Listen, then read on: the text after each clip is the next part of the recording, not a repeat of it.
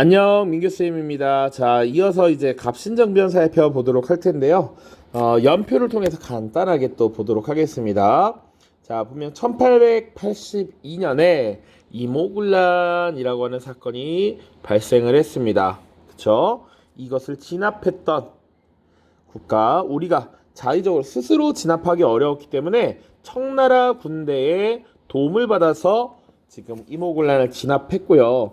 그랬기 때문에 그 이후에는 청나라의 내정 간섭이 심화되었습니다.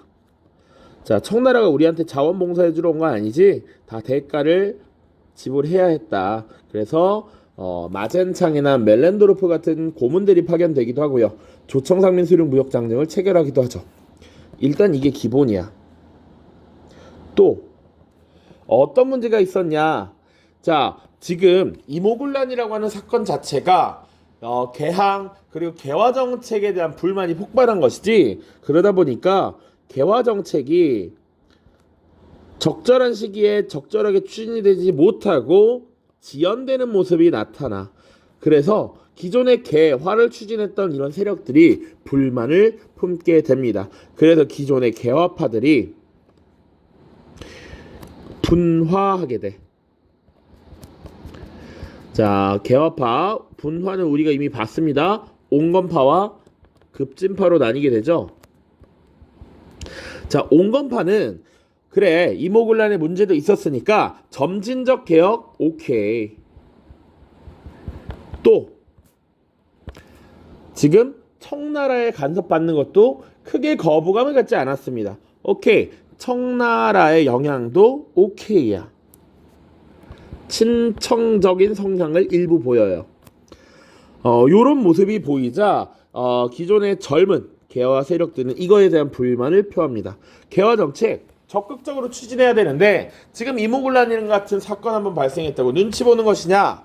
그리고 청나라는 우리나라에 대해서 왜 이리 간섭을 많이 하는 거야? 이거 불만이란 얘기지. 이거에 대한 불만을 품고 있었다. 자, 그리고 또 하나의 문제는 뭐냐면, 어쨌거나 점진적이지만 개화 정책을 추진해야겠죠. 근데 개화 정책을 추진하는 데는 당연히 비용이 발생합니다. 자, 이 발생하는 비용을 어떻게 마련할 것인가? 이게 개화파의 논의 내용이었어. 온건개화파는 뭐라고 주장했냐면, 당시 고문이었던 멜렌도르프의 조언을 받아서 당 오전이라고 하는 새로운 화폐를 발행하자라고 이야기했습니다. 자, 새로운 화폐, 고액 화폐를 발행해서 정부가 화폐를 만들고 정부가 그걸로 소비하면 돼 라고 했습니다.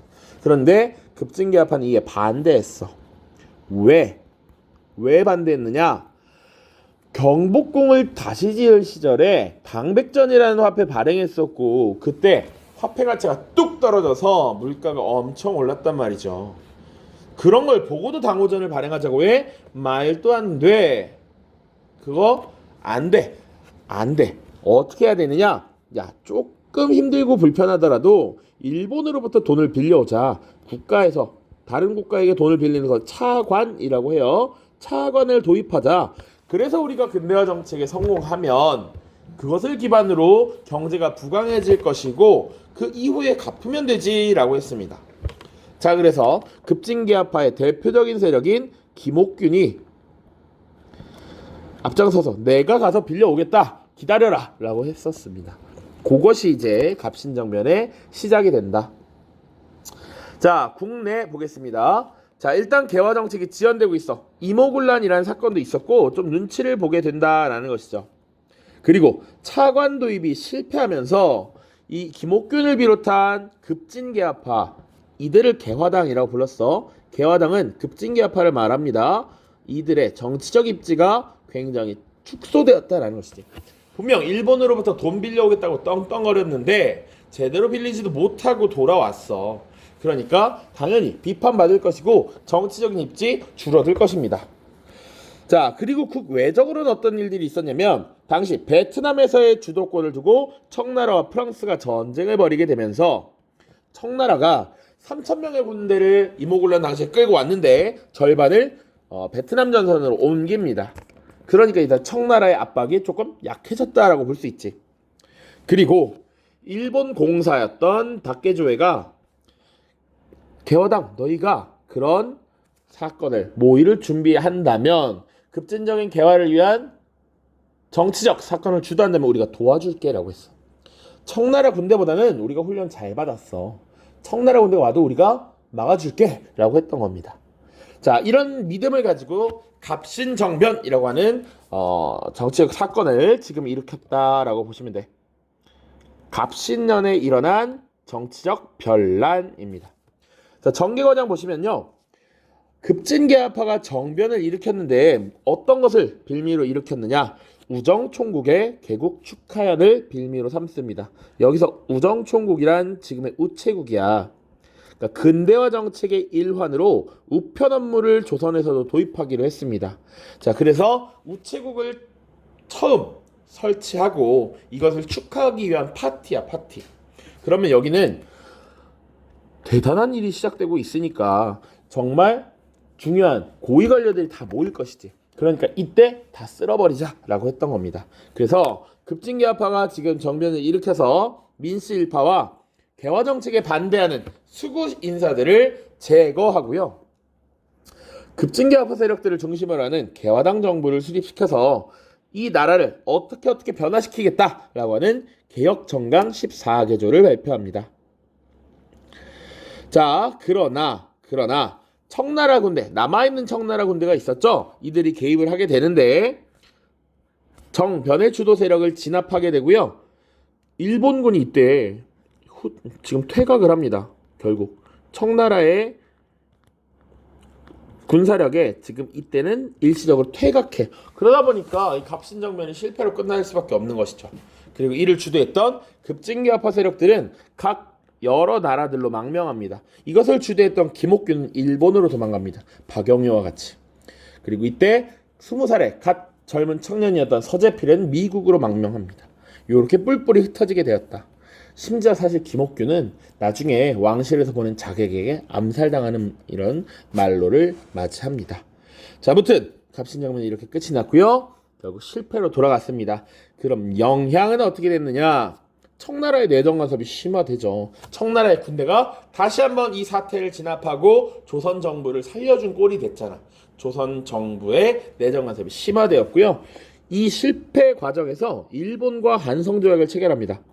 기본값이라고 할 수 있는 배상금 지불 당연히 있고요. 이때 공사관을 신축하게 해달라라고 해서 신축 비용을 뜯어갑니다. 자, 그리고 청나라와 일본 간에도 하나의 조약이 체결되는데요. 텐진 조약을 체결합니다. 지금 조선에서의 정치적 사태 때문에 청나라 군대와 일본 군대가 충돌할 뻔했어. 두 나라 간에 충돌했다가 전쟁으로 확산될 수 있지. 이거 큰 문제다. 이건 다른 나라에 두 나라의 군대가 들어와 있기 때문이야. 그래서 일단 기본은 양국의 군대가 모두 철수하자. 그런데 혹시나 조선에 병사를 보낼 일이 있으면 서로 알려주자라고 약속을 했던 것이 텐진 조약입니다. 지금 배경, 전개 과정, 영향 각각 봐야 되고요. 마지막으로 하나 더 볼 것이 있다면 그들이 이루고자 했던 혁신정강 14개조입니다. 여기 주요 내용을 정리한 것들을 살펴볼 거고요. 이따 교과서의 자료도 보겠습니다.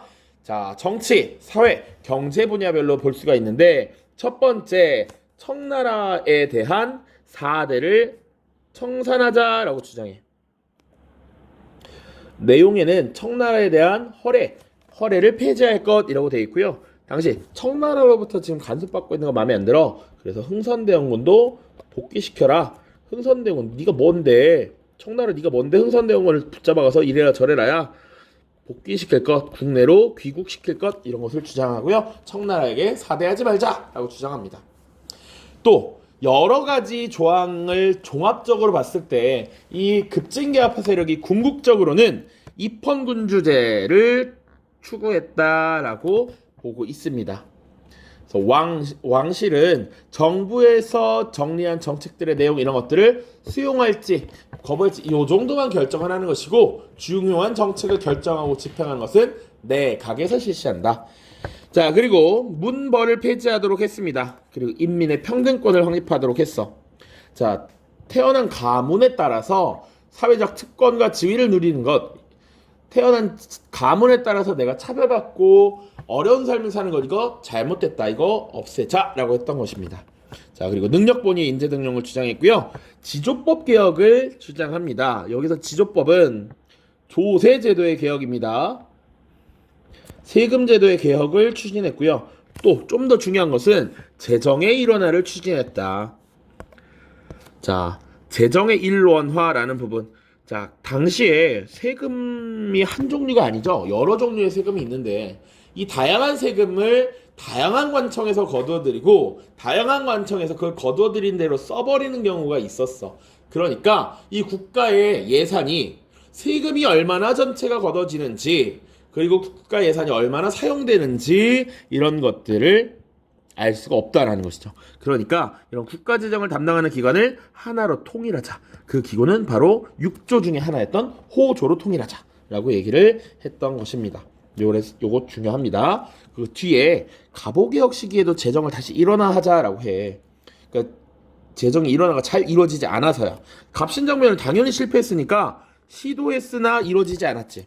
갑오개혁은 달성이 되는데 갑오개혁 때 뭐라고 주장하냐면 당시에는 6조가 사라지고 8아문 체제로 넘어가 탁지 아문으로 재정을 일원화하자라고 이야기합니다. 요거는 성공을 해요.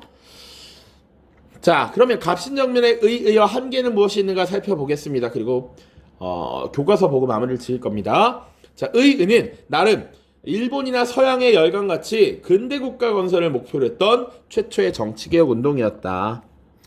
그리고 청과의 종속적 관계를 청산하려고 한 것도 하나의 의의다라고 볼 수 있죠. 그래서 국가의 자주 독립을 위해서 노력했다. 그럼에도 불구하고 사실 누구에 의존했다? 일본에게 지나치게 의존했다라는 건 한계가 되겠죠. 또 소수 지식인들을 중심으로 한 위로부터의 개혁이었어. 당시 급진계합화 몇 명을 중심으로 이루어진 것이지. 그러니까 나라 전체가 바뀐다는 건 위에서부터 지배층부터 피지배층까지 그 변화를 받아들이고 이해해야 하는 것인데 이 급진계합화 소수 엘리트들만이 이 개혁의 내용을 이해하고 개혁을 하려고 했고 밑에 다른 피지배층들은 관심이 없었다라는 것이죠. 그들이 이 개혁이 왜 필요한지 그런 걸 받아들이기 어려웠다라는 겁니다. 그런 근간은 일단 일반 피지배층, 일반 백성들이 생각하기에 가장 중요하다라고 여겼던 토지개혁 등에 소홀했다라는 것이 한계가 되겠습니다. 피지배층, 하층민들은 내가 지금 먹고 사는 문제가 가장 중요한데 그것을 소홀히 했다라는 것이죠. 자, 이제 교과서 볼 텐데요. 오른쪽에 있는 내용은 갑신정변 이후에 국제 정세를 나타낸 것인데 교과서의 내용이 좀 더 자세해서 그거 살펴보면서 끝내도록 하겠습니다. 자, 교과서 부분 이어서 보도록 하겠습니다. 여기 지금 페이지는 104쪽이고요. 개화파의 분화부터 나와 있습니다. 근데 개화파의 분화는 우리 지난 영상에서 이미 다뤘기 때문에 깊이 있게 뭐 보지는 않을 거고요. 그런데 우리가 다루지 않았던 내용이 하나 있어서 조금만 보자면, 자, 당시 급진개합파는 방문국이라고 하는 기구를 설치해서 우리나라 최초의 신문인 한성순보를 창간했고 도로정비, 경찰, 우편제도의 도입 이런 것에 앞장을 섰습니다. 그래서 다음 페이지 급진개합파가 주도한 갑신정변에서 혁신정강 14개조를 보면 순사를 둔다 이런 내용이 있고요. 그리고 갑신정변을 일으킨 사건 우정총국 개국 축하연 있었죠. 그 우편제도의 도입이 바로 우정총국 개국이라는 것으로 연결이 되니까 이런 것들을 하려고 했다라는 것이죠. 하지만 청나라의 내정간섭, 민씨정권의 친청정책으로 제대로 추진되지 못했고 개화정책을 추진하는 과정에서 재정난이 발생하여 재정난을 해결하기 위해 당 5전을 발행하려 하였으나 급진개합파는 이에 반대하고 일본에서 차관을 얻으려고 했습니다. 그러나 이것이 실패로 끝나면서 급진개합파, 김옥균을 비롯한 이런 인물들의 정치적 입지가 많이 줄어들었다. 이것이 갑신정변의 배경이 되기도 하죠. 자, 그래서 급진계합파의 차관 교섭이 실패하다 요 내용 간단하게 언급이 되어 있고요. 갑신정변 살펴보도록 하겠습니다. 자, 주로 이 전개 과정을 쭉 봤으니까 새 정부가 발표한 개혁 정강에는 청에 대한 4대 관계를 청산하고 내각 제도를 수립하며 문벌을 폐지하여 인민평등권을 보장하는 내용이 포함되어 있습니다. 또 새 정부는 재정을 일원화하고 군사경찰 재판제도의 개혁을 도모하고자 했습니다. 그래서 재정을 어디다 일원화했다? 호조로 일원화했다라고 하는 것. 자, 그러나 개화당 정부의 개혁은 청이 정변을 진압하고 일본이 약속을 어기고 도망가면서 3일 천하로 끝이 났다라는 것이죠. 그래서 결국 피신했다가 도망가. 그 결과 체결한 조약, 한성조약, 배상금과 공사관 신축비 부담, 그리고 일본과 청이 체결한 텐진조약, 양국군대 철수, 그리고 출병 시에 미리 상호 통지할 것, 이런 것들이었습니다. 영향의 의와 그 영향 한계, 이런 것들도 한번 읽어보십시오. 자, 갑신정변의 개혁 정강입니다. 내용으로 정리를 하긴 했지만 1번 보시면 잡혀간 흥선대원군을 곧 돌아오게 하고 청나라에 조공하는 허례를 폐지한다. 지금 4대 했던 것을 청산하자라고 하는 거야. 자, 그리고 문벌을 폐지한다. 이거 인민평등권 제정까지 같이 수능 기출의 선지로 항상 가장 많이 나왔던 겁니다. 지조법을 개혁하여 부정을 막고 백성을 보호하며 재정을 넉넉하게 한다. 자, 이 지조법은 세금 제도의 개혁이라고 했습니다. 그리고 경찰제도의 개편, 그리고 해상공국의 혁파, 그리고 12조 보면 재정은 모두 호조에서 관할하게 한다. 그 외에 재무관청을 폐지한다. 국가재정을 하나의 관청에서 종합적으로 관리를 함으로써 국가의 수입이 얼마인지 지출이 얼마인지를 정확하게 파악하고자 했던 것이죠. 그리고 13, 14 요것은 내각제 수립과 관련하여 궁극적으로 입헌군주제를 지향하였다라는 것을 볼 수 있습니다. 자, 오른쪽 내용 잠깐 보면요.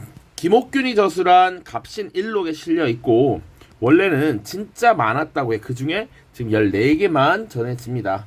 근데 이 지조법이라고 하는 건 토지에서 발생하는 수익에 부과하는 세금을 규정한 것이다. 자, 조선에서도 조세를 토지에 부과하였기 때문에 일본의 용어를 차용해서 그대로 사용하였다.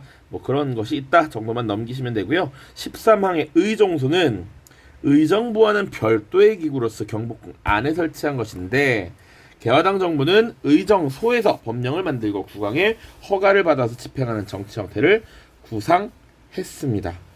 자, 요런 거 정도 보시면 됩니다. 자, 그 이후가 사실은 우리 프린트에서 다루지 않은 내용들이 조금 더 있어서 살펴보도록 하겠습니다. 자, 갑신정변 이후에 대신들은 정변의 원인이 고종의 독단적인 전국 운영이 있다고 보고 이를 비판하였습니다. 그래서 정치적으로 위기에 놓였던 고종이 내정과 외교를 담당하던 별도의 기구를 의정부로 통합하고 전국의 운영권을 의정부에 넘기려고 했습니다. 그러나 청의 내정 간섭이 심해지자 고종은 청나라를 견제하기 위해서 러시아를 끌어들여서 비밀 협약을 추진하려고 했습니다. 그런데 러시아와 대립하고 있던 영국이 러시아를 견제하기 위해서 거문도를 불법 점령하는 거문도 사건을 일으키게 되었고 이 거문도 사건을 계기로 조선을 중립국으로 삼자라고 하는 중립화론이라고 하는 것이 등장을 했습니다. 자, 그래서 조선의 중립국화, 그래서 중립화론이라고 보통 많이 하는데 독일의 부영사였던 부들러 그리고 미국 유학 갔다가 돌아온 육일준이라고 하는 인물이 조선을 중립으로 삼자라는 조선 중립화론을 주장하기도 했습니다. 그래서 당시 상황을 지도로 이렇게 표현을 하고 있죠. 청나라가 이모군란과 갑신정변의 진압 과정에서 계속 내정 간섭이 심화되고 있어. 일본도 강화도 지역에 자꾸 들어오려고 해. 그런데 이런 상황을 타개하기 위해서 조선이 러시아의 세력을 끌어들이려 했고, 이를 막기 위해 영국이 지금 거문도를 불법 점령하면서 견제하고 있는 상황이었다. 이 정도 보시면 되고요.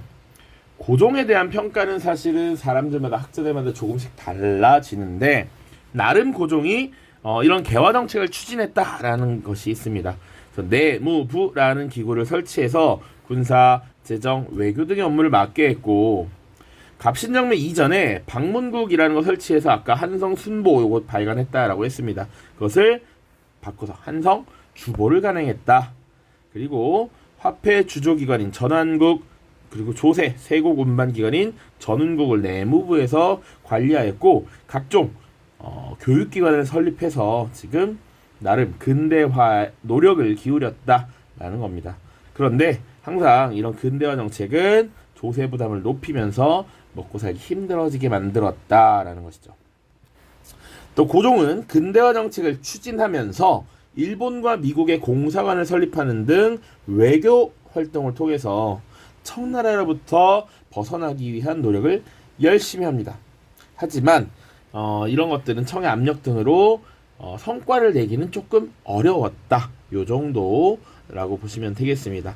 자, 여러분들 일단 22년 이 1학기 2회고사 시험 범위까지 모두 살펴봤고요. 고생 많았습니다. 자, 이 이후에는 이제 동학농민운동과 관련된 부분을 살펴보도록 하겠습니다. 모두 고생 많았습니다. 안녕.